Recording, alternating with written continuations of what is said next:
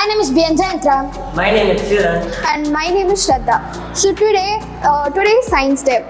On Science Day, we have prepared a non-Newtonian fluid.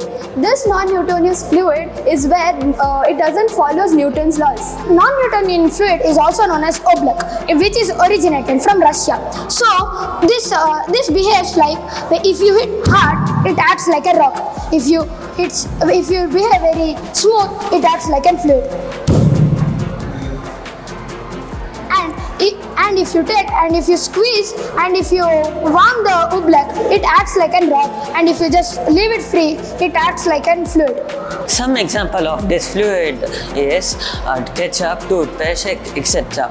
When you squeeze the ketchup, the sauce will not come. But when you shake the ketchup and squeeze it, the sauce will come. Thank you.